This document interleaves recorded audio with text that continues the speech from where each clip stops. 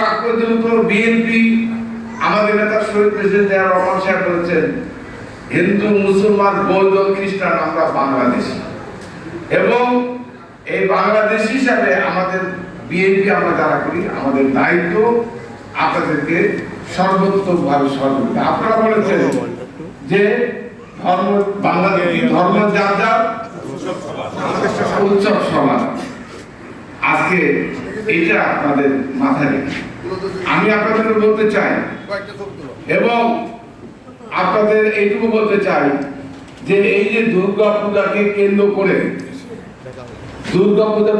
করে যদি পরাজিত শক্তি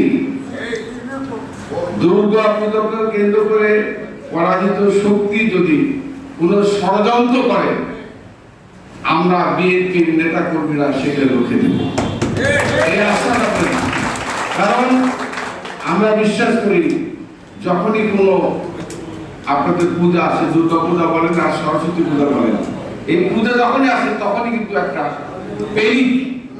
একটা কি বলে এই মানে আশঙ্কা বা ভীতি, মানে এটা একটা পাবলিসিটি সোশ্যাল মিডিয়া এমন একটা অবস্থা করে। এটা কিন্তু যখন আওয়ামী লীগ থাকে না তখন কিন্তু না, আর আওয়ামী লীগ থাকে তখন হয় কি জানেন, জঙ্গি হামলা হবে।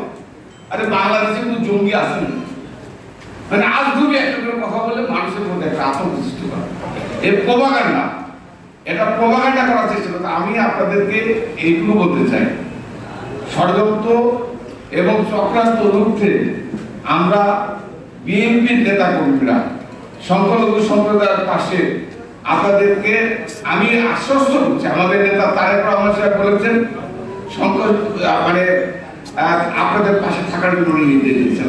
বসুন্ধরা টিস্যু অশুদ্ধতার বিরুদ্ধে এক বিন্দুও ছাড় নয়। আমরা তো ওনার নির্দেশের আগে থেকে শুরু করেছি।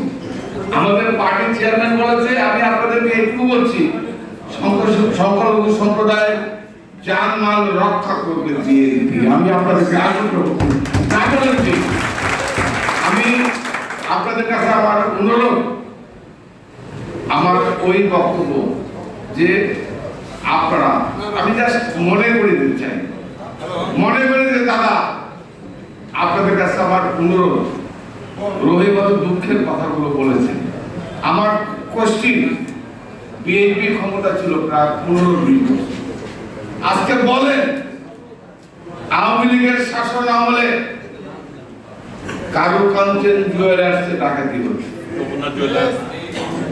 আওয়ামী লীগের শাসন আমলে